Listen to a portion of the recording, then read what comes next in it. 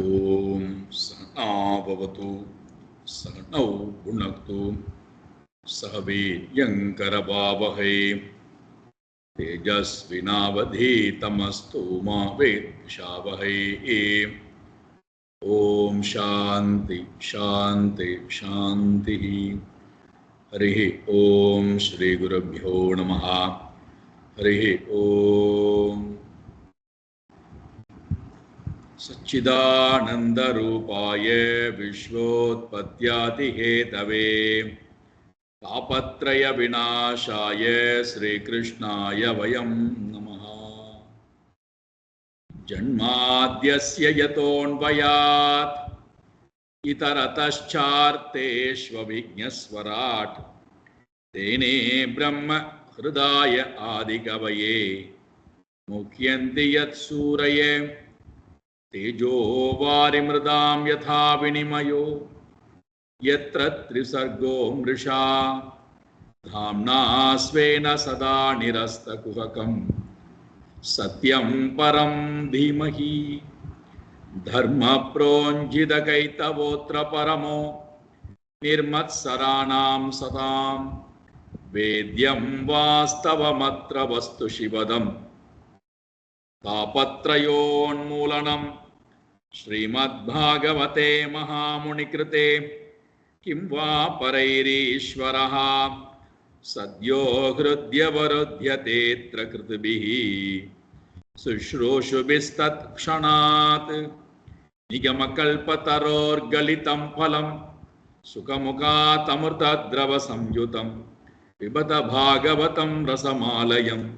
मुहुरहो रसिका भुवि भावुकाः नारायणं नमस्कृत्य नरं चैव नरोत्तमं देवीं सरस्वतीं व्यासं ततो जयमुदीरयेत्. देवीं सरस्वतीं व्यासं ततो जयमुदीरयेत्. ममैतद्दुर्लभं मन्ये उत्तम श्लोकदर्शनं विषयात्मनो यथा ब्रह्म कीर्तनं शूद्र जन्मनः. शूद्र ஜென்மத்திலே பிறந்த ஒருவன் சூத்ரனாக பிறந்த ஒருவன். காலையிலே பார்த்தோம், யார் சோகத்திலிருந்து தன்னை விடுவித்துக் கொள்ள வேண்டும் என்று ஆசைப்படுகிறானோ அவனுக்கு பெயர் சூத்ரஹா என்று பெயர். சோதனாத் திராவணாத் இதி சூத்ரஹா. அதனால அந்த வார்த்தை நமக்கு கேட்பதற்கு நாகரிகமாக இருக்கலாம், வழியை கொடுக்கக்கூடியதாக இருக்கலாம். ஆனால் அது நம்ம ஒவ்வொருத்தருக்கும் பொதுவான ஒரு சப்தம். யார் தன்னுடைய சோகத்திலிருந்து தன்னை விடுவித்துக் கொள்ள வேண்டும் என்று முயற்சி அடிக்கிறானோ அவனுக்கு பேர் சூத்ரன் என்று பெயர். அப்போ யாராவனா இருக்கலாம். சூத்ரத்தன்மை என்பது தமோகுணம், அஜ்ஞானம். அஜ்ஞானத்தினாலே வரக்கூடிய சோக மோகத்திலிருந்து யார் தன்னை விடுவித்துக் கொள்ள வேண்டும் என்று நினைக்கின்றானோ அவன் முயற்சியே இல்லாமல் இருப்பான். ஆனால் ஒருவேளை அவன் முயற்சி எடுத்து பிரம்ம கீர்த்தனம் யதா, வேதத்தை உபனிஷதங்களை எல்லாம் கற்க ஆரம்பித்தானேயானால், சொல்ல ஆரம்பித்தானேயானால் எப்படி அது துர்லபமோ, அது எவ்வளவு புண்ணியத்தினுடைய பலனாக இருக்க முடியுமோ, அதே போல நானும் என்னுடைய மனதை கொண்டு விஷய ஆத்மனஹா, என்னுடைய மனம் விஷயத்திலேயே ஈடுபாடு கொண்டு வாழ்ந்து விட்ட மனம் எப்படி இறைவனை பார்ப்பதற்கு தகுதி படைத்ததாக இருக்கும்? நான் தான் முற்பிறவியிலே, இந்த பிறவியிலே எந்த தவமும் ஏற்றவில்லையே, இறைவனுக்காக எதையும் நான் கொடுக்கவில்லையே, எந்த புண்ணியமும் இந்த உலகத்திலே நான் செய்யவில்லையே. அப்படி இருக்கும்போது எப்படி எனக்கு இந்த காரியம் நடந்தேறுகிறது? காரணம் என்னவென்றால் உத்தம ஸ்லோக தர்சனம் துர்லபம் மன்யே. நான் நினைக்கிறேன் ரொம்ப துர்லபம். இறைவனுடைய தர்சனம் கிடைத்தல் என்பது ரொம்ப ரொம்ப ரொம்ப அரிதான ஒன்று. அது ஒருவனுக்கு கிடைக்கின்றது என்றால் எவ்வளவு புண்ணியத்தை செய்திருக்க வேண்டும், புண்ணிய பலனை அனுபவித்திருக்க வேண்டும். இல்லாது போனால் இறைவனை பற்றின சிந்தனையோ, இறைவனுக்காக வாழ வேண்டும் என்கின்ற அந்த துடிப்போ, அதற்காக உண்டான பிரயத்தனமோ, அதற்காக தன்னை முழுமையாக தயார்படுத்திக் கொள்ளக்கூடிய தன்மையோ, அதிலேயே நிலை பெற்றிருக்கக்கூடிய திருடா பக்தி, அதெல்லாம் கோடானு கோடி பிறவி நாம் புண்ணியம் செய்திருந்தால் மட்டும்தான் நடக்கும். அதனால்தான் மாணிக்க வாசகர் பிறந்தகை சொல்கிறார், அவன் அருளாலே அவன் தாள், அவனுடைய அருள் வேற ஒன்றும் கிடையாது. இறைவனுடைய அருள் நமக்கு இருந்தால் மட்டும்தான் இது சாத்தியம். இறைவனுடைய அருள் இல்லை என்றால் சாஸ்திரத்திடத்திலும் குருவிடத்திலும் நம்மை இணைத்து வைக்காது. இறைவனுடைய அருள் இல்லை என்று சொன்னால் நமக்கு ஈஸ்வர சிந்தனமே வராது. இறை அருள் இல்லை என்று சொன்னால் ஈஸ்வர பிரயத்தனம் என்பதும் இருக்காது.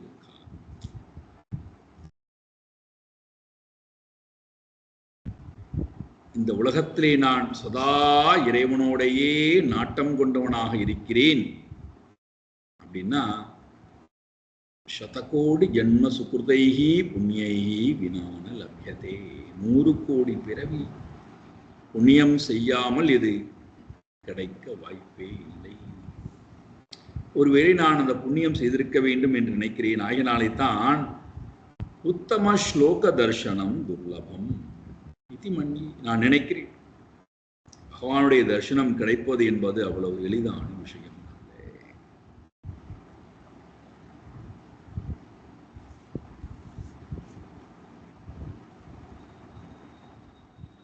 எந்த புண்ணிய பலனின் காரணத்தினாலே நான் பகவானை பார்க்க போகின்றேனோ, அந்த புண்ணிய பலனினாலே எனக்கு நிச்சயமாக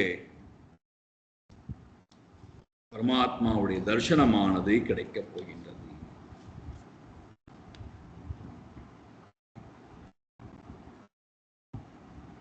என்று சொல்லிவிட்டு, பரமாத்மாவை நான் எப்படி தரிசிக்கப் போகின்றேன் என்கின்ற அந்த எண்ணத்தோடையே நகர்ந்து போகிறார் ரதத்திலே. அதை நினைக்க நினைக்க, பரமாத்மாவை நினைத்துக் கொண்டே போக போக மனம் விஷாலப்படுகிறது, ஆனந்தப்படுகிறது, பிரேமை கொள்கிறது.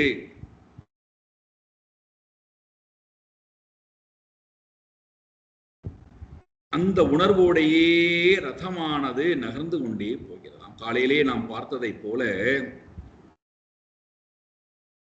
இறைவன் நமக்கு ஒரு வாழ்க்கை முறையை கொடுத்திருக்கிறான் என்றால், அவனை நினைத்துக் கொண்டே அவனை அடைவதற்காகவே அந்த வாழ்க்கை முறை கொடுக்கப்பட்டிருக்கிறதே தவிர, அவனை மறந்துவிட்டு இந்த உலகத்திலே நான் மோகித்துக் கொண்டு சோகித்துக் கொண்டு துக்கப்படுவதற்காக, பந்தப்படுவதற்காக அல்ல.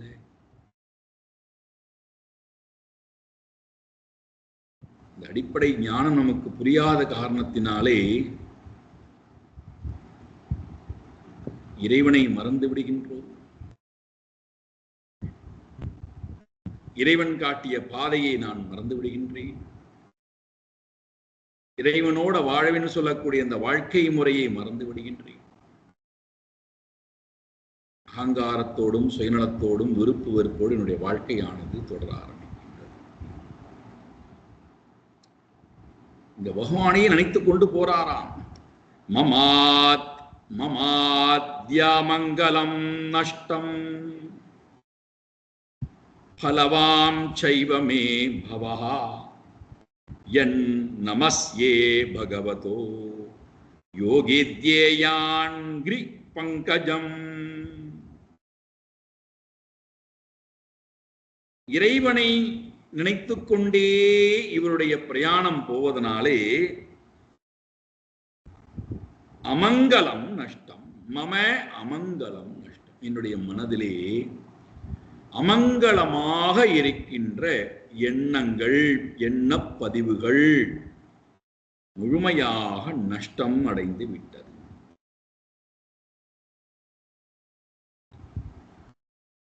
இறைவனுடைய ஸ்மரணையினாலே நமக்கு கிடைக்கக்கூடிய பெரும் லாபம்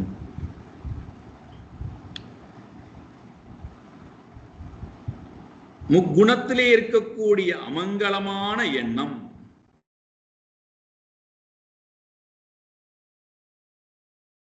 முக்குணத்திலே இருக்கக்கூடிய கர்ம வாசனைகள், முக்குணத்திலே இருக்கக்கூடிய கிளேசங்கள், முக்குணத்திலே இருக்கக்கூடிய மும்மலங்கள், இவைகள் அனைத்தும் அமங்கலம், நஷ்டம். இறைவனை நான் தரிசிக்கின்ற மாத்திரத்திலும், இறைவனை பார்த்த மாத்திரத்திலும், இறைவனை நினைக்கின்ற மாத்திரத்திலும் என்னுடைய மனதிலிருந்து அமங்கலம் அனைத்தும் நஷ்டமாகி போகிறது. அது மட்டுமா, மே பவஹா, என்னுடைய பிறப்பானது பலவாம்ச ஏவ, உண்மையிலேயே என்னுடைய பிறப்பு உண்மையான பலனை பெற்றதாக ஆகிறது.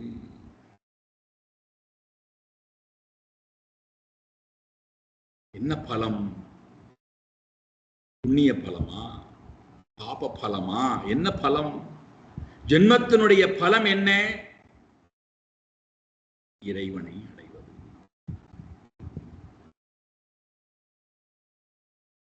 அதனால்தான் பூந்தானம் இறைவனை தொழுகின்ற நேரத்திலே ஞானப்பான் என்று சொல்லக்கூடிய அந்த பக்தி கிரந்தத்தில் அவர் முதல் பாடல் இதைத்தான் சொல்றார். என்னுடைய நாவுல கிருஷ்ணனை பற்றின ஸ்மரணை எப்பொழுதும் ஒலித்துக் கொண்டே இருக்கட்டும். திருநாமங்கள் நாவின் மேல் எப்பொழுதும் பிரியாது இருக்கணும் நம்மிடே. அப்படி இருந்தா என்ன ஆகுண்டான்னா, நரஜென்மம் சபலமாக்கிடுவான். இந்த நரஜென்மத்தை உண்மையான பலம் உடையதாய், மோட்சம் உடையதாய், பிறப்பு இறப்பு அற்றதாய் அவன் ஆக்கி விடுவான்.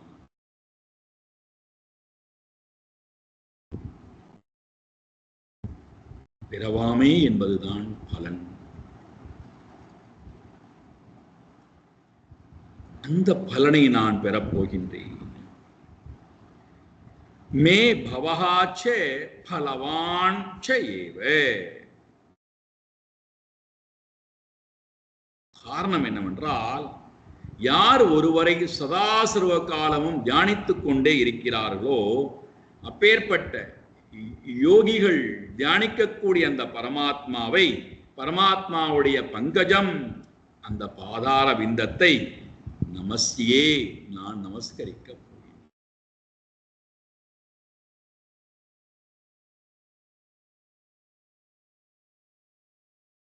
என்று சொல்லிக்கொண்டு, கம்சன் எனக்கு எவ்வளவு பெரிய காரியத்தை கொடுத்திருக்கிறான். கம்சனால் அல்லவா எனக்கு இந்த பெரும் பேறு என்பது கிடைத்திருக்கிறது. நமக்கு நம்மை தேடி ஒரு உத்தமமான காரியம் வருகின்றது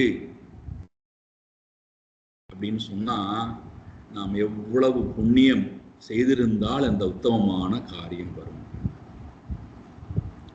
நம்மை நோக்கி ஒரு காரியமுமே வரவில்லை என்றால் அப்பொழுதும் நாம் உத்தமமானவர்களாக இருக்கிறோம் அர்த்தம். ரெண்டுலையும்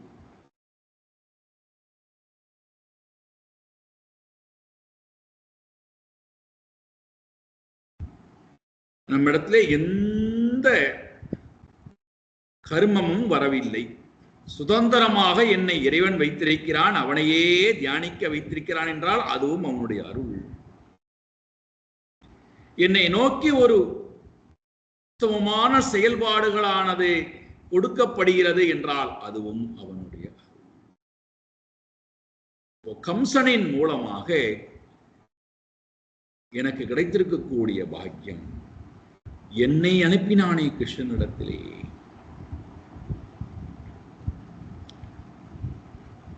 அப்பர் சுவாமி தன்னுடைய வீட்டுக்கு வந்திருக்கிறார். அப்போதியடிகளுக்கு தன்னுடைய குருவை பார்த்து விட்டார். தன்னுடைய குருவுக்கு பணிவிடை செய்ய வேண்டும், பிக்ஷாவந்தனம் செய்ய வேண்டும், அவரை தன்னுடைய வீட்டிலேயே வைத்து ஆராதிக்க வேண்டும்.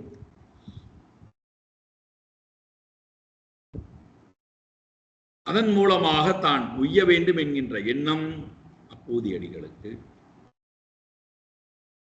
அமுது படைக்க வேண்டும் என்று ஆசைப்படுகிறார். மனைவியும் சேர்ந்து அதுக்கு முழுமையாக ஒத்துழைத்து எல்லா பதார்த்தமும் தயாரிக்கப்பட்டு அமுதமானது படைக்கப்பட வேண்டும். மூத்த பையனை அழைத்து இலை எடுத்து கொண்டு வா என்று சொல்ல அவன் நினைக்கிறானாம், அப்பா செய்யக்கூடிய இந்த உத்தமமான யஜ்ஞத்திலே எனக்கும் ஒரு பங்கை என்னுடைய அப்பா கொடுத்தாரே, நான் எப்படி என் அப்பாவுக்கு நன்றி தெரியப்படுத்துவேன். பாருங்கள், எவ்வளவு பெரிய ஒரு சம்பிரதாயத்தோட கூடிய வாழ்க்கை முறையிலே நம்முடைய முன்னோர்கள் குழந்தைகளுக்கும் இந்த உயர்ந்த வாழ்க்கை முறையை உயர்ந்த பண்புகளை காமித்திருக்கிறார்கள். இன்றைக்கு எவ்வளவு காரியங்கள் வீட்டுக்குள்ளே உத்தமமான காரியங்கள் நடந்தாலும் வீட்டுக்குள்ளே அறைக்குள்ளே உட்கார்ந்து கொண்டு அறை கதவை பூட்டிக் கொண்டு வெளியிலே வருவதற்கு கூட தயாராக இல்லாத மனோநிலையில இன்னைக்குள்ள வாழ்க்கை முறையை பார்க்கிறோம். இந்த குழந்தை சொல்லுகின்றது, எவ்வளவு பெரிய புண்ணியவான் நான், என் அப்பா செய்யக்கூடிய இந்த உத்தமமான யஜ்ஞத்திலே எனக்கும் ஒரு சிறு பங்களிப்பை கொடுத்தாரே, இந்த காரியத்தின் மூலமாக நானும் உய்வு அடைவேனே. வேக வேகமாக ஓடுகிறது குழந்தை, இலையை பறிக்கிறது. சர்ப்பம் தீண்டி இந்த குழந்தை இறக்கும் தருவாயிலே இருக்கின்ற குழந்தை நினைக்கிறது, இந்த அல்பமான காரியத்தினாலே என் அப்பா எடுத்துக்கொண்டிருக்கூடிய உத்தமமான கைங்கரியமானது தடைபட்டு விடக்கூடாது. எனக்கு ஏற்பட்டிருக்கக்கூடிய இன்னலினாலே என் அப்பா உத்தமமான காரியத்திலேயே இறங்கி இருக்கிறார், அது எவ்வகையிலும் தடைபட்டு விடக்கூடாது. நான் என்னை எவ்வகையிலும் என் அப்பா அம்மாவற்றை காமித்து விடக்கூடாது. இந்த இலை அங்கே போய் சேர வேண்டும் என்கின்ற ஒற்றை எண்ணத்துடன் அந்த குழந்தை ஓடோடி வந்து இலையை கொடுத்து விட்டு உயிரை விடுகிறது. இதெல்லாம் உங்களுக்கு தெரியும். நினைத்து பாருங்கள், இறைவனை நோக்கி நம்முடைய பிரயாணத்திலே இறைவன் நமக்கு ஒரு காரியத்தை கொடுக்கிறான் என்றால் நாம் உய்வதற்காக, அவனை நினைத்துக் கொண்டே அவனோடையே வாழ வேண்டும் என்பதற்காக. எனக்கு ஏன் கொடுக்கிறாய், மற்றவர்கள்ட்ட கொடுத்திருக்கலாம் என்று கேட்டிருக்கலாம் அல்லவா குரூரன். இந்த அல்பமான காரியத்தை நான் எதற்காக செய்ய வேண்டும் என்று கேட்டிருக்கலாம் அல்லவா. கம்சன் எனக்கு எவ்வளவு பெரிய காரியத்தை, எவ்வளவு பெரிய அனுகிரகத்தை செய்திருக்கிறான்.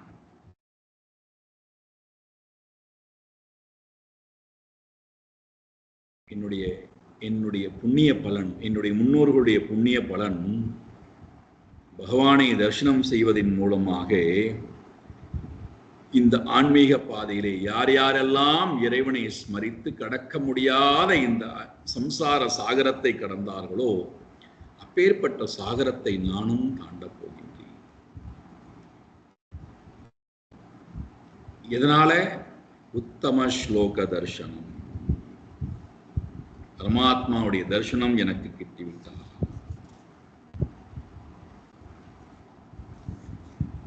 இந்த ஸ்மரணை, சதா பகவானை ஸ்மரித்துக் கொண்டே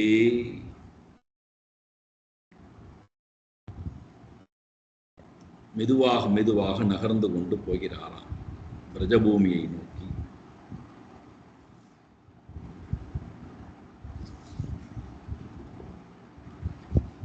எப்படி பார்க்க போகின்றேன், என்னை எப்படி ஏற்றுக்கொள்ளப் போகின்றார்கள், அவரிடம் நான் என்ன பேசப் போகின்றேன், இந்த எண்ணம் எல்லாம் மனதிலே வேகமாக ஓடுகின்றதா.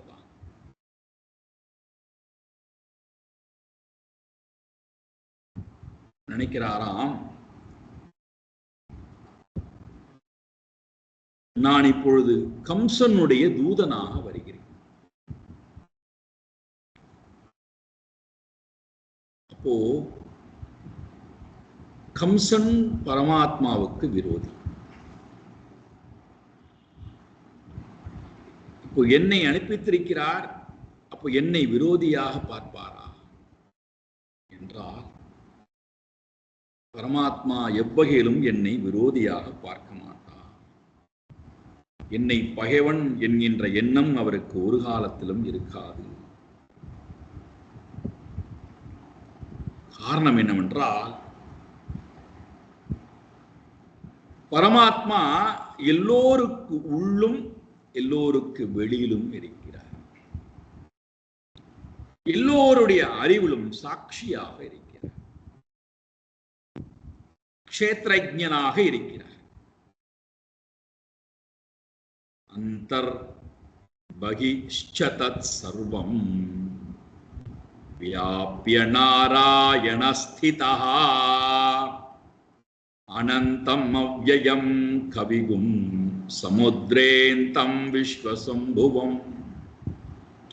நாராயணன் எல்லோருக்கு உள்ளும் இருக்கிறான், எல்லோருக்கு வெளியிலும் இருக்கிறான். அந்தராத்மாவாக எல்லோருக்கும் சாட்சியாக இருக்கிறான், க்ஷேத்ரஜ்ஞனாக இருக்கின்றான்.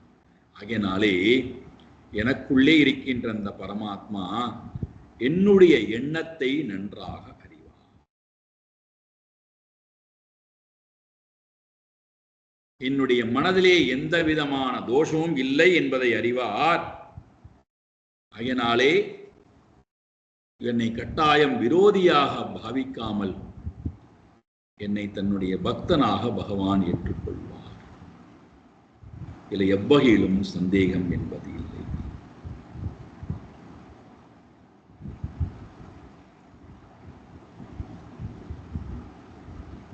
நம்முடைய மனதிலே எப்பொழுதுமே ஒரு கேள்வி வரும். என்ன கேள்வி? நான் இறைவனை நினைத்துக் கொண்டே இருக்கிறேனே, நான் நினைப்பது இறைவனை எட்டுகிறதா?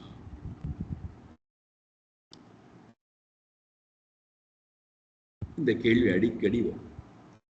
நான் இறைவனோட பேசிக்கொண்டே இருக்கிறேன், நான் பேசுவது இறைவனுக்கு கேட்கிறதா? என் உள்ளம் இறைவனோடையே ஓடுகிறதே, இறைவனுக்கு அந்த உள்ளம் எட்டுகிறதா இல்லையா? என்னை அவர் ஏற்றுக்கொண்டிருக்கிறாரா இல்லையா? எப்படி தெரிவது? இந்த கேள்வி எப்பொழுதுமே நமக்கு இருக்கும். ஏன்னா நமக்கு ஒருவர் நம்மிடம் பேசுவது நமக்கு கேட்கிறது, புரிகிறது. திருப்பி நாம் பேசுகிறோம், அவர்கள் கேட்கிறார்கள், புரிந்து கொள்கிறார்கள். நம்முடைய உணர்வை வெளிப்படுத்துகிறோம், அவர்கள் புரிந்து கொள்கிறார்கள். அவர்களுடைய உணர்வை வெளிப்படுத்துகிறோம், நம்மிடத்தில் வெளிப்படுத்துகிறார்கள், புரிந்து கொள்கிறார்கள். நமக்கும் இறைவனுக்கும் இடையிலே நான் உள்ளத்தின் மூலமாக இறைவனோடு உறவாடுகிறேன். இறைவனுக்கு அது புரிகின்றதா இல்லையா? இறைவன் என்னுடைய உள்ளத்தை ஏற்றுக்கொள்கின்றிருக்கிறானா இல்லையா என்றால் அதற்கு இங்கே விடை கிடைக்கிறது. உள்ளும் அந்தர் பகிஹீச்ச தத் சர்வம். எல்லோருக்குள்ளும் இருக்கிறான், எல்லோருக்கு வெளியிலும் இருக்கிறான், எல்லோருக்குள்ளும் க்ஷேத்ரஜ்ஞனாக சாட்சியாக இருக்கிறான் என்றால் நம்முடைய உணர்வுகள் அவனுக்கு புரியாதா என்ன? நம்முடைய சிந்தனை அவனுக்கு எட்டாதா என்ன? நான் சொல்லுவது அவனுக்கு கேட்காதா என்ன?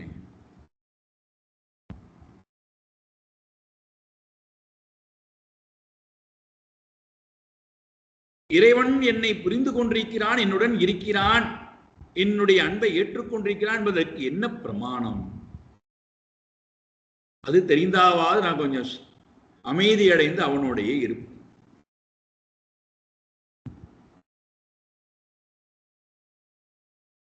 அவர் என்னை ஏற்றுக்கொண்டிருக்கிறார் என்பது எப்படி தெரியும்? என்னுடைய உணர்வை புரிந்து கொண்டிருக்கிறார் என்பது எப்படி தெரியும்?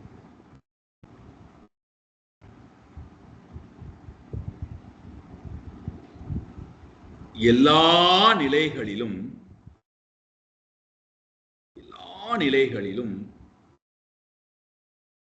என்னுடைய உள்ளம் அவனையே நாடுகிறது என்றால், நாடுகிறது அல்லவா, அது ஒன்றே போரும் பிரமாணம்.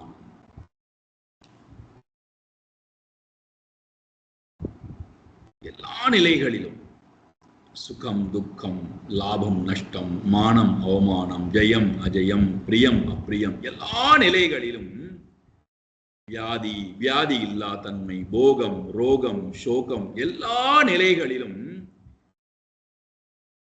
மனமானது இதையெல்லாம் நாடாமல் சதா இறைவனையே நாடிக்கொண்டிருக்கின்றது என்று சொன்னாலே அவனுடைய அருள் என்னுடன் இருக்கு, அவன் என்னுடன் இருக்கிறான்.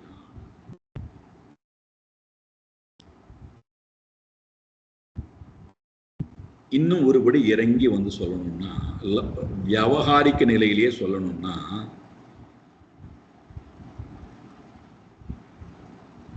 நமக்கு ஒரு விஷயத்தை பற்றின எண்ணம் தொடர்ந்து வந்து கொண்டே இருக்கிறது அப்படின்னா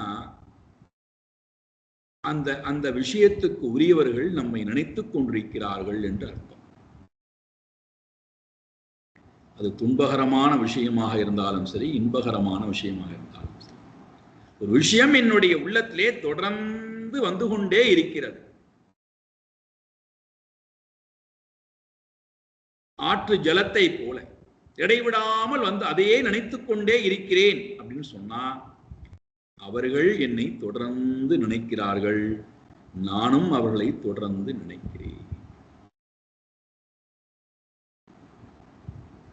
பார்க்க வேண்டாம், பேச வேண்டாம், ஸ்பர்சிக்க வேண்டாம், உறவாட வேண்டாம், ஸ்தூலமாக கர்மங்களை செய்ய வேண்டாம், ஆனால் உள்ளம் அவரோடையே போய்கொண்டிருக்கிறது என்று சொன்னாலே, அந்த அனுபவத்தோடையே போய்கொண்டிருக்கிறது சொன்னாலே அவர் என்னுடன் இருக்கிறார், நான் அவருடன் இருக்கிறேன்.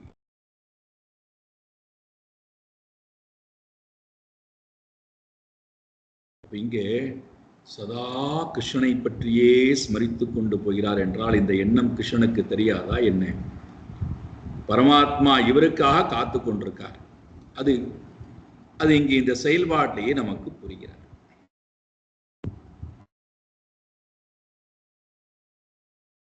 இந்த எண்ணத்தோடையே அக்ரூரர் போகிறாராம். கோகுலத்துக்கு வந்து சேர்ந்து விட்டார். சூரியனானது அஸ்தமமாகிக் கொண்டிருக்கக்கூடிய நிலை பார்க்கிறார். கோகுலத்திலே பார்க்கிறார். எங்கு பார்த்தாலும் கிருஷ்ண பரமாத்மாவுடைய அந்த பாத உருவமானது, அடையாளங்களானது, பரமாத்மாவுடைய திருவடியானது எங்கும் இருப்பதை பார்க்கிறார்.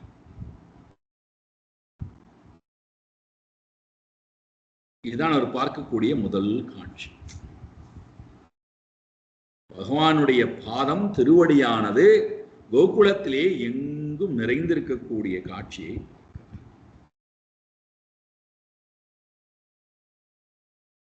அதனால என்ன, இறைவனுடைய அந்த பாதத்தை எல்லா இடத்திலும் பார்க்கக்கூடிய அவருக்கு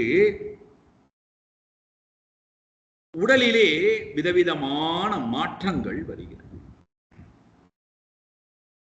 தொண்டை வந்து அடைத்துக் கொள்கின்றது.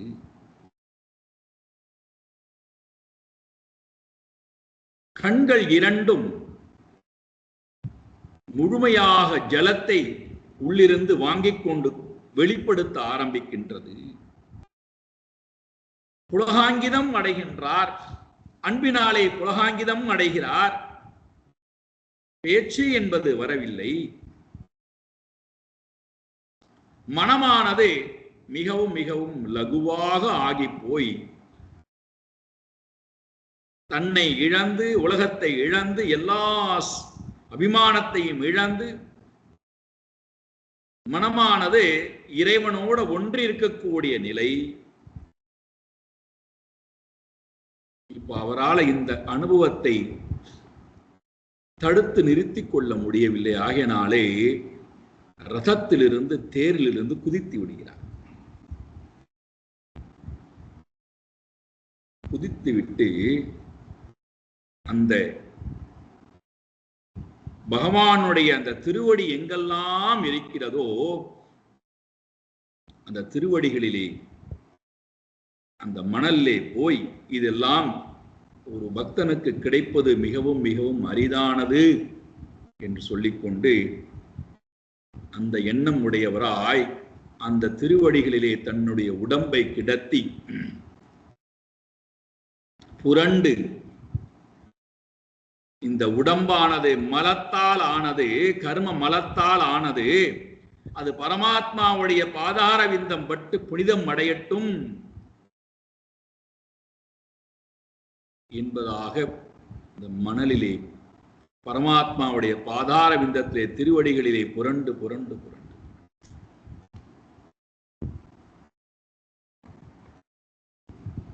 அன்பினுடைய வெளிப்பாடு, பிரேமையினுடைய வெளிப்பாடு இப்படித்தான் இருக்கும் என்று யாரும் அளவிட முடியாது. அப்படி யாராவது அளவிட்டு சொன்னால் அவர்களுக்கு பக்தி இல்லைன்னு அர்த்தம்.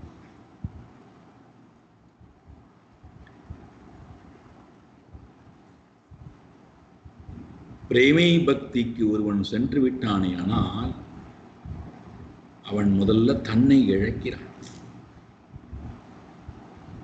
தன்னுடைய அகங்காரத்தை இழக்கிறான், கரணத்தையும் காரியத்தையும் இழக்கிறான். அப்படி இருக்கும்போது அவனுக்கு உள்ளிருந்து நடக்கக்கூடிய காரியங்கள் அவனுக்கே தெரியாது என்ன நடக்கின்றது என்று.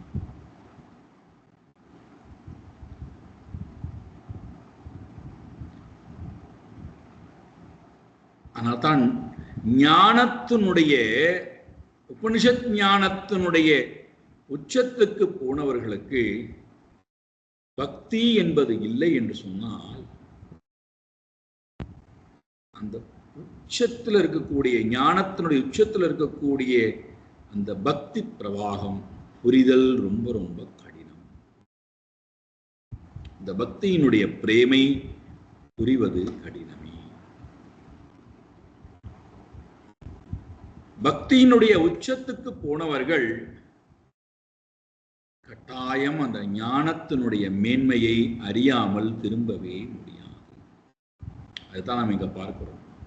பக்தியினுடைய மேன்மைக்கு சென்ற ஒருவனுக்கு வாசுதேவகா சர்வமிதி. இதுக்கு மேல ஞானம் என்ன வேணும்?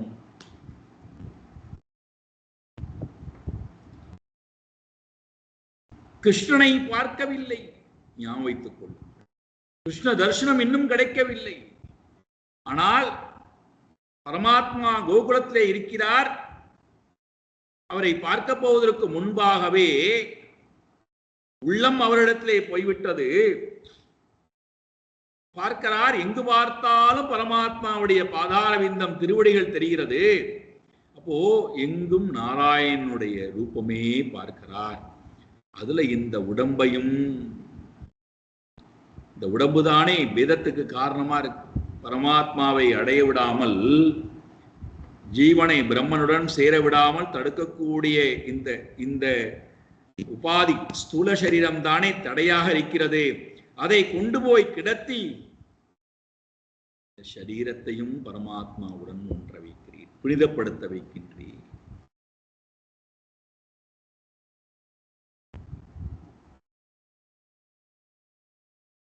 என்று அந்த மணலிலே புரண்டு புரண்டு புரண்டு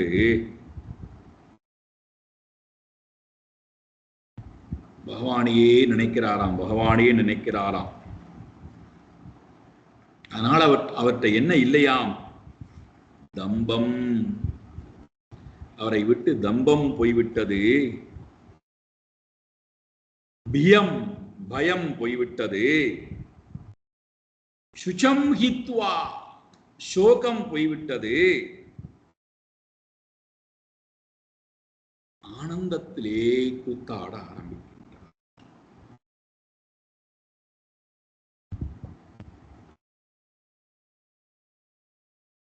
ஆனந்தத்திலே ரமிக்க ஆரம்பிக்கின்றார்.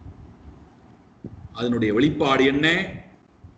உடல் புலகாங்கிதம் அடைவது, உடல்ல இருக்கக்கூடிய மயிரெல்லாம் சிலிர்த்துக் கொண்டிருப்பது, கண்களிலிருந்து தாரதேரர் கண்ணீர் வடிப்பது, பேச்சுக்கள் வராமல் தடைபடுவது, தொண்டை வந்து அடைத்துக் கொள்வது, மனமானது லகுவாக ஆவது, தன்னை இடத்தல் என்கின்ற காரியம் நடக்கின்றது. பயம் போய்விட்டது, சோகம் போய்விட்டது, தம்பம் போய்விட்டது.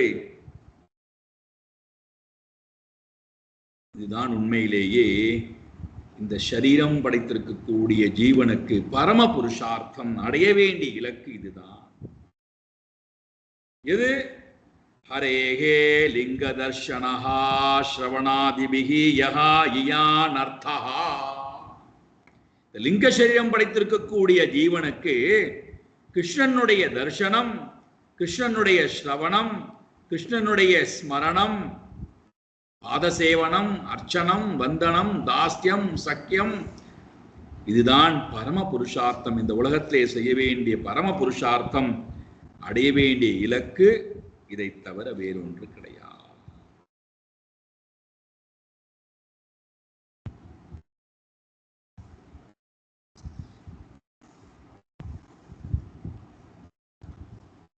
இவ்வாறு உருண்டு பிறண்டு தன்னை தயார்படுத்தி கொண்டு பகவானை பார்ப்பதற்காக போனவர் இரண்டு பேரையும், கிருஷ்ண பரமாத்மாவையும் பலராமையும் பார்க்கிறாராம்.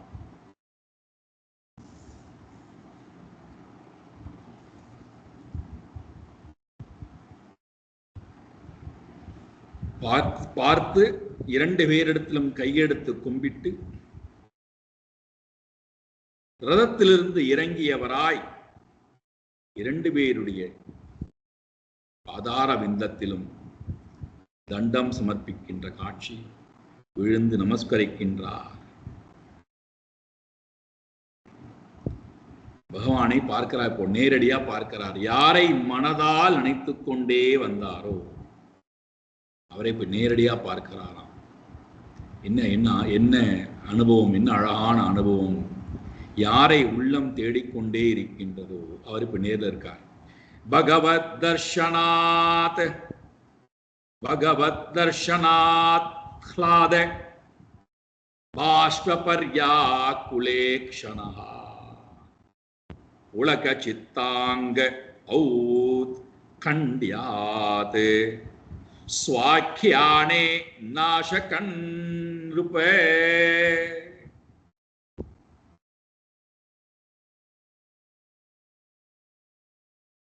பகவான் நேரடியா பார்க்கிறார். பகவத் தர்ஷனாத் க்லாதஹா, பகவானை பார்த்த காரணத்தினாலே மகிழ்ச்சி, ஆனந்தம், ஆனந்த பாஷ்பம் அக்ரூருடைய உள்ளத்திலே ஸ்புரிக்கிறது. கண்களிலிருந்து தாரதர கண்ணீர் வடிக்கிறார்.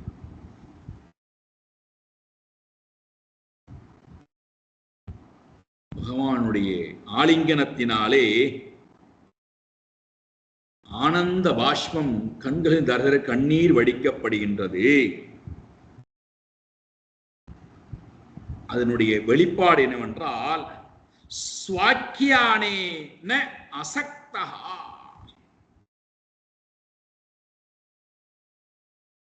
தன்னை பற்றி சொல்லிக்கொண்டு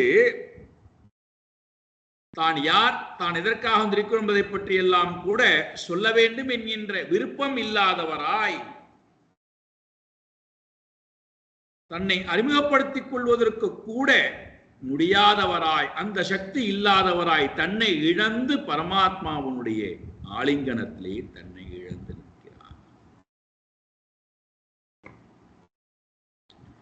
நதியானது சாகரத்தை நெருங்கிவிட்டது என்றால் நதி சாகரம் தேடி போய் நதியை தன்னோடு அழைத்துக் கொள்கிறது. அப்பொழுது நதி சொல்லுமா, நான் இந்த இடத்திலிருந்து வந்தேன் அப்படின்னு பேச வேண்டிய அவசியம் இருக்கா? இத்தனை மைல் தூரம் நடந்து வந்தேன், கடந்து வந்தேன், உன்னை பார்ப்பதற்காக ஓடி வந்தேன் என்று ஏதாவது பேசணுமா என்ன? ஏதாவது சொல்லணுமா என்ன? அதனால்தான் நதியினுடைய அந்த வேகமும் ஓட்டமும் சப்தமும் ஆர்ப்பரிப்பும் விடாமுயற்சியும் சாகரம் பக்கத்துல வர வரைக்கும் தான். சாகரத்தை நெருங்க நெருங்க பேர் அமைதி நதியிடத்திலே வந்து விடுகிறது. நாம ரூபத்தை இழந்து விடுகிறது. செயலை இழந்து விடுகிறது. அதே போல பக்தன் மனதினால் பகவானை நெருங்க நெருங்க நெருங்க தனக்குள்ளே அந்த ஆனந்த அனுபவத்தை தனக்குள்ளே அனுபவித்துக் கொண்டே போக ஆரம்பிக்கிறார்.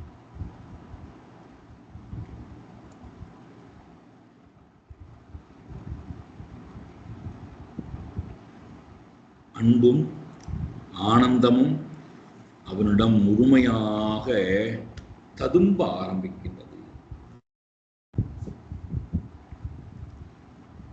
அப்ப அந்த இடத்துல இவன் தன்னை இழந்ததற்கு பிறகு அவன் தான் எங்கிருந்து வந்தேன் என்பதை சொல்ல வேண்டிய அவசியம் இல்லை, தான் யார் என்பதை சொல்ல வேண்டிய அவசியம் இல்லை.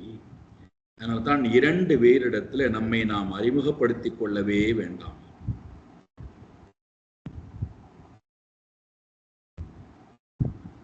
ஒருவர் இறைவன், மற்றொருவன் குரு.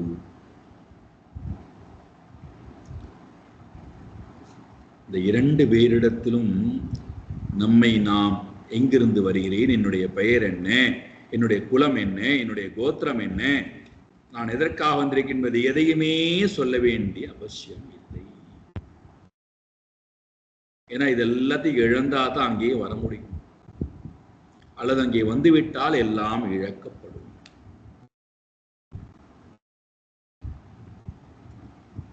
தன்னை முழுமையாக இழந்து விட்டார் அக்ரூரர்.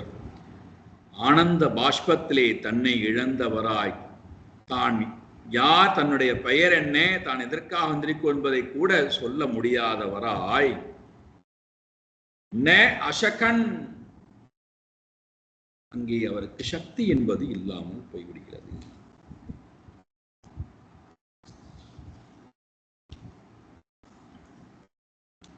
இதுதான் பக்தியினுடைய மேன்மை நிலை. நாரத மகர்ஷி சொல்றார் பக்தி சூத்திரத்திலே, தன்மயா, தன்மயா, அவனுடைய மயமாகவே ஆகிப்போவது.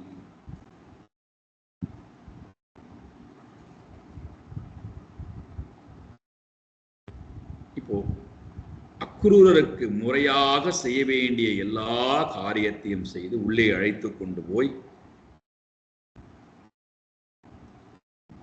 அக்ரூரருக்கு எல்லா நன்மைகளையும் செய்துவிட்டு எல்லோரையும் பற்றி விசாரிக்க ஆரம்பிக்கிறார். எல்லோருடைய நலனை பற்றியும் விசாரிக்க ஆரம்பிக்கிறார்.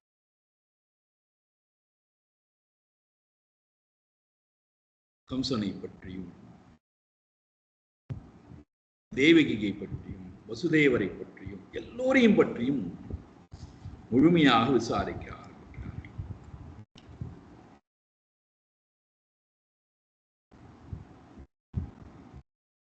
எல்லோரையும் பற்றியும் முறையாக சொல்லிக்கொண்டே இருக்கின்ற, ஒருவரை பற்றியும் முறையாக சொல்லிக்கொண்டே வருகின்ற அக்ரூரர் தான் எதற்காக வந்திருக்கிறோம் என்கின்ற செய்தியையும் தெரியப்படுத்துகிறார்.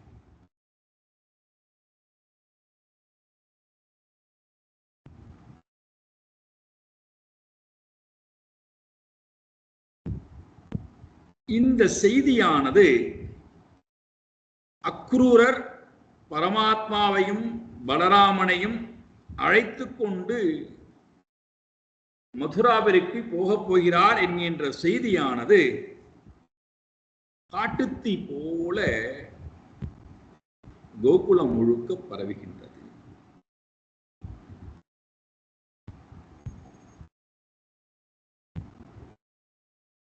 எல்லா கோபிகளும் ஓடோடி வருகிறார்கள். அக்ரூரரை நிந்திக்க ஆரம்பிக்கிறார்கள். அக்ரூரரின் மூலமாக கிருஷ்ண பரமாத்மாவையும் நிந்திக்க ஆரம்பிக்கிறார்கள். காரணம் பரமாத்மாவின் பால் கொண்ட பிரேமை.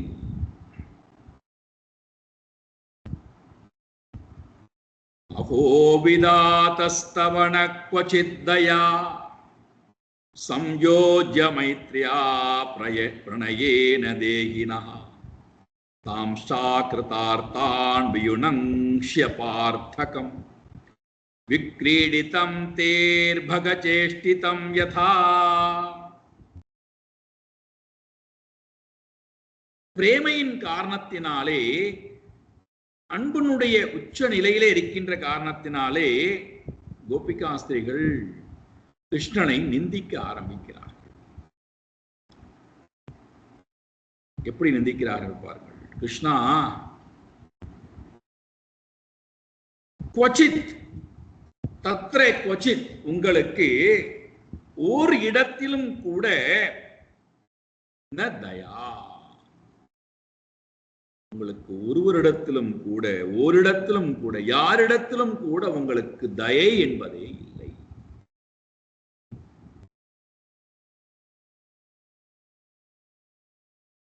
எவ்வளவு நேரடியான தாக்குதல் பாருங்கள். உனக்கு தயையே கிடையாது, யாரிடத்திலும் தயை இல்லை, ஓரிடத்திலும் தயை இல்லை. அன்பினுடைய உயர்ந்த நிலையிலே, பிரேமையினுடைய உயர்ந்த நிலையிலே வருகின்ற வார்த்தைகள்.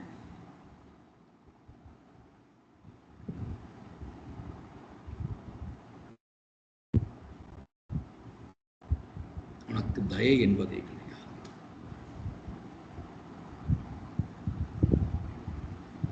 இப்ப இந்த சப்தத்தை உச்சரிப்பதனால என்ன வேணும் உங்களுக்குடான்னா, என்னுடைய பொருள் என்னை விட்டு போயிடக்கூடாது, வேற ஒண்ணும் இல்லை.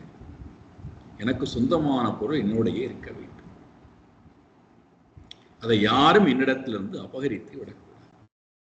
இதுதான் அடிப்படை நோக்கம். அதற்கு என்ன பண்ணுவது? நேரடியான தாக்குதலை இறங்குவது. உனக்கு என்பால் தயை இல்லை, எங்கள் எல்லோரின்பாலும் தயை இல்லை, யாரிடத்திலும் உனக்கு தயை இல்லை, உனக்கு ஓரிடத்திலும் தயை என்பது இல்லை. நீ என்ன செய்கிறாய் தெரியுமா? ரொம்ப கொடூரமானவன் நீ கிருஷ்ணா. தேகினா, மனிதர்களை, ஜீவராசிகளை, மைத்ரியா பிரணயேன சம்யோஜ்ய, பிராணிகளை, எல்லா ஜீவராசிகளையும் நீ என்ன செய்கிறாய் என்றால் ஸ்நேகத்தினாலும் காதலினாலும் சேர்த்து வைக்கின்றாய். நீதான் இதெல்லாம் பண்ணுகிறாய். மனிதர்களுடைய மனதை ஒருவரோடு ஒருவர் பிரியம் ஏற்படுத்தி, காதல் ஏற்படுத்தி நீ சேர்த்து வைக்கிறாய். ஸ்நேகத்தினாலும் காதலினாலும் ஒருவரை ஒருவர் விரும்ப வைத்து, அவர்களோட உறவாட வைத்து, ஜீவராசிகளை சம்யோஜ்ய நீதான் சேர்த்து வைக்கிறாய். அவ்வாறு சேர்த்து வைத்த நீ, அவர்கள் அந்த அன்புடன் உறவாடி அந்த ஆனந்தத்தை பருக வேண்டும் என்று இருக்கக்கூடிய காலத்திலே தான் அகிருத்தார்த்தான் வியுங்க்ஷ்ய ச அஹோ அபார்த்தஹாகம் த விக்ரீடிதாம் அர்பகா சேஷ்டிதம் யதா. அவர்கள் அந்த அன்போட எல்லா ஆசைகளையும் நிறைவேற்றிக் கொள்ளலாம் என்று வரும்போது தான் அகிருத்தார்த்தான், ஆசைகள் நிறைவேறாதவர்களாய், மனோரதங்கள் நிறைவேறாதவர்களாய் அவர்களை நீ பிரித்து விடுகின்றாய், அல்லது அவர்களுக்கு உரிய பொருளை எல்லாம் நீ பிரித்து விடுகின்றாய்.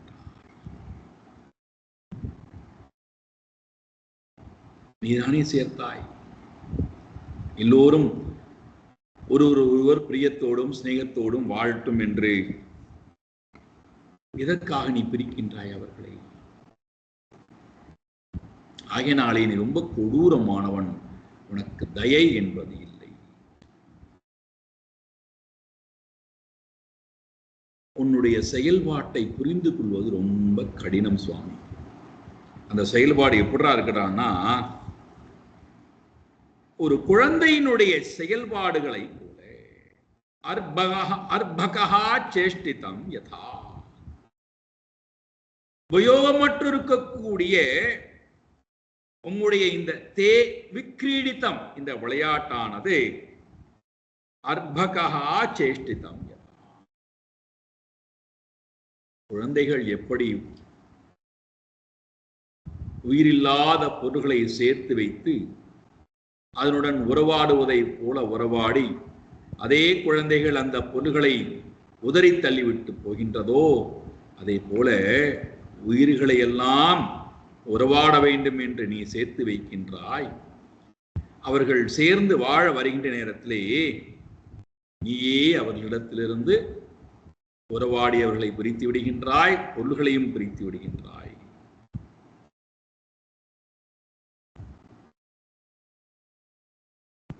உன்னோட உறவாட வந்திருக்கிறோம் அப்பா, நாங்கள் உன்னுடன் சேகம் கொண்ட வந்திருக்கிறோம் அப்பா. நாங்கள் அப்படி வந்திருக்கக்கூடிய எங்களுக்கு உன்னை பார்ப்பதன் மூலமாகவே எங்களுடைய மனதில் இருக்கக்கூடிய எல்லா சோகமும் நீங்கி போகும்.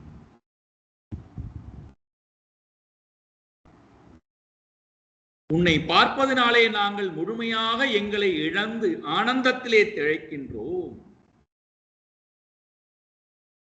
உன்னுடைய முகத்தை பார்த்தால் போரும், உன்னுடைய சிரிப்பை பார்த்தால் போரும், உன்னுடைய சப்தத்தை கேட்டால் போரும், உன்னை ஸ்பர்ஷித்தால் போரும், எங்களுக்கு எல்லாம் மறந்து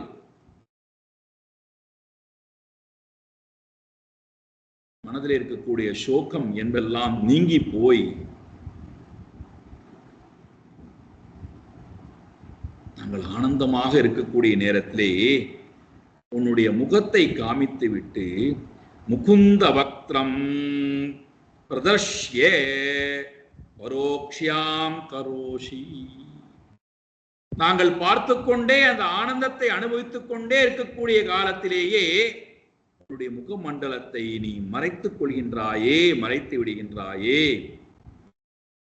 உன்னுடைய செய்கையானது கிருதம் அசாது, உன்னுடைய செய்கையானது நிந்திக்க தகுந்தது, போற்றத் தகுந்தது அல்ல. இதை எங்களால் இக்காலத்திலும் ஏற்றுக்கொள்ள முடியாது.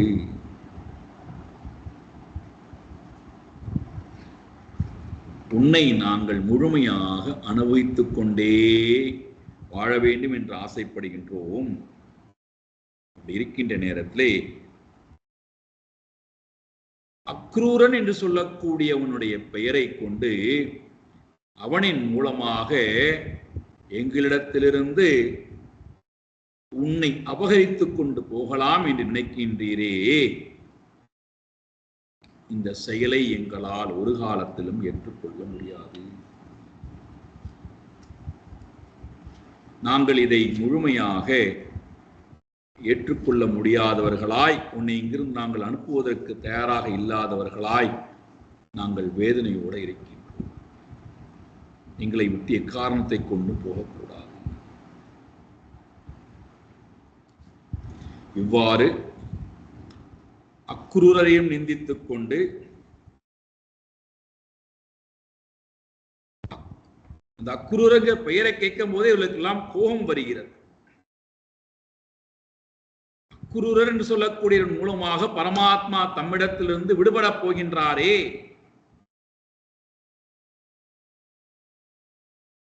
அந்த எண்ணத்தின் காரணத்தினாலே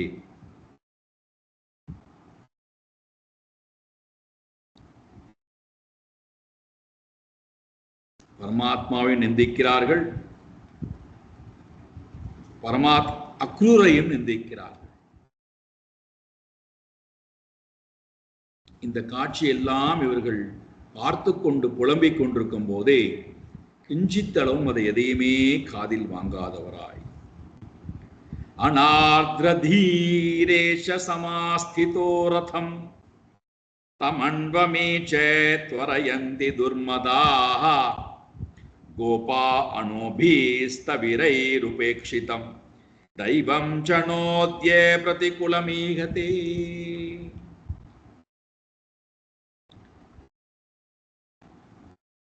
இவர்கள் சொல்றார்கள், பரமாத்மாவுடைய புத்தி எப்படி இருக்கு தெரியுமா? அனார்திர தீஹி, பரமாத்மாவுடைய புத்தியானது கொஞ்சம் கூட இரக்கமே இல்லாத புத்தி. அதனால்தான் நாங்கள் இவ்வளவு புலம்பியும் இவ்வளவு வேதனையை காண்பித்தும் எங்களுடைய அன்பை புரிந்து கொண்டும் கிருஷ்ணன் எங்களை விட்டு போகின்றானே, அவனுடைய இருதயத்திலே இரக்கம் என்பதே இல்லை. அந்த இரக்கமே இல்லாத பரமாத்மா என்ன பண்ணிட்டாராம்? ரதம் சமாஸ்திதா, அக்ரூரர் அழைத்தார் என்கின்ற அந்த செய்தி கேட்டு அவர் ரதத்தை ஏறி உட்கார்ந்து கொண்டு விட்டார். எல்லோரும் புறப்படுவதற்கு தயாராக இருக்கிறார்கள்.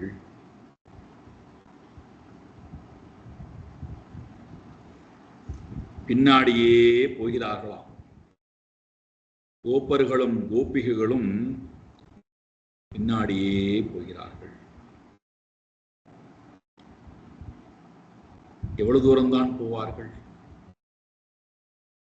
எல்லோரும் தடுத்து பார்க்கிறார்கள், வேண்டி பார்க்கிறார்கள், கோபத்தை காமித்து பார்க்கிறார்கள், அன்பை காமித்து பார்க்கிறார்கள். எந்த ஒன்றும் நடைபெறவில்லை. பிரதிகூலமே அங்கே நடக்கின்றது. தெய்வம் கூட நமக்கு உதவாமல் இப்படி பிரதிகூலம் செய்கிறதே என்கின்ற எண்ணம் உடையவர்களாய் எப்படியாவது பரமாத்மாவை இங்கிருந்து போகவிடாமல் தடுத்து விட வேண்டும் என்று எல்லோரும் கங்கணம் கட்டி கொண்டு தடுக்கின்ற காரியத்திலே இறங்குகிறார்கள். அவர்கள் தடுக்கட்டும். பரமாத்மா தடையிலிருந்து விடுபட்டு போனாரா இல்லையா? அடுத்த வாரம் பார்ப்போம். ஓம் பூர்ணமதః பூர்ணமிதம் பூர்ணாத் பூர்ணமுதச்யதே பூர்ணஸ்ய பூர்ணமாதாய பூர்ணமேவாவசிஷ்யதே. ஓம் சாந்தி சாந்தி சாந்தி. ஹரி ஓம் ஸ்ரீ குருப்யோ நமஹ. ஹரி ஓம். ஒரு செய்தி உங்களோட பகிர்ந்து கொள்கிறேன். மே மாதம் 27ஆம் தேதியிலிருந்து 30ஆம் தேதி வரை தேனியிலே சுவாமி சித்பவானந்தர் ஆசிரமத்திலே சத் தர்ஷனம் என்று சொல்லக்கூடிய ரமண மகர்ஷி எழுதிய உள்ளது 40 என்கின்ற நூல் ரொம்ப ரொம்ப ரொம்ப ரொம்ப சிரேஷ்டமான உபனிஷத்தினுடைய மகா வாக்கியத்தை எடுத்துக்கொண்டு ஆராய்ச்சி பண்ணக்கூடிய ஒரு நூல். அதை நாம் பார்க்க இருக்கின்றோம். 4 நாட்கள் ஆசிரமத்திலே தங்கி அதோடு சேர்ந்து தியானம் இருக்கும், பூஜைகள் இருக்கும், ஜபம் இருக்கும், யோகா இருக்கும், குரூப் டிஸ்கஷன் இருக்கும். பின்னாடியே நதி ஓடுகிறது, முல்லை பெரியார் நதி ஓடுகிறது, அதில் ஸ்நானம் செய்யலாம். இப்படி எல்லாம் அந்த ஆசிரமத்திலே 4 நாட்கள் நம்மை மறந்து, உலகத்தை மறந்து இறைவனோடையே இருப்பதற்கு வாய்ப்பு. ரொம்ப அழகான ஆசிரமம். ஆகையினாலே குடும்பத்துடன் வாருங்கள், நண்பர்களுடன் வாருங்கள். ஆன்மீக ஈடுபாடு உள்ள உங்களுடைய உறவுகள், நண்பர்கள் எல்லோரையும் இதில் சேர்த்து விட சொல்லுங்கள். நீங்களும் சேருங்கள். உங்கள்கிட்ட அந்த ஃபார்ம் அனுப்பியிருக்கின்றோம். அதை நீங்கள் நிரப்பி அனுப்பி வையுங்கள். இதனுடைய டொனேஷன் ஆனது நீங்கள் மே மாதம் நடுப்பகுதியிலே தான் கொடுக்க போகிறீர்கள். இப்பொழுது யாரும் கொடுக்க வேண்டாம். வர வேண்டும் என்று ஆசைப்படக்கூடியவர்கள் அடுத்த மாதம் நம்ம டிக்கெட் புக் பண்ண வேண்டும். அது என்ன செய்திங்கிறத உங்களுக்கு வாட்ஸ்அப்பில் தெரியப்படுத்துகின்றோம். அதனால் நிறைய பேர் இந்த முகாமுக்கு, ஆன்மீக முகாமுக்கு வர வேண்டும் என்று நான் பிரார்த்தனை செய்கிறேன். நீங்களும் சொல்லுங்கள், மற்றவர்களிடத்திலும் தெரியப்படுத்துங்கள். வாருங்கள். இந்த முகாம் ரொம்ப ரொம்ப ரொம்ப சிரேஷ்டமானதாக அமையும். 31ஆம் தேதி 5வது நாள் பக்கத்தில் இருக்கக்கூடிய ஒரு 2-3 டேம் இருக்குது. அதில் ஒரு இடத்துல ஃபால்ஸ் இருக்குது. அதில் போய் நாம் நீர்வீழ்ச்சியிலே போய் குளித்து விட்டு மதுரையிலிருந்து நாம் திரும்பி வருகிறோம் சென்னைக்கு. இந்த 5 நாள் முகாம். 4 நாள் தான் ஆசிரமத்தில் இருக்க போகிறோம். 5வது நாள் வரலாம், வராமல் இருக்கலாம், அது உங்களுடைய விருப்பம். அப்படி வர வேண்டும் என்று ஆசைப்பட்டால் இந்த செய்தியானது உங்களுக்கு கொடுக்கப்படுகிறது.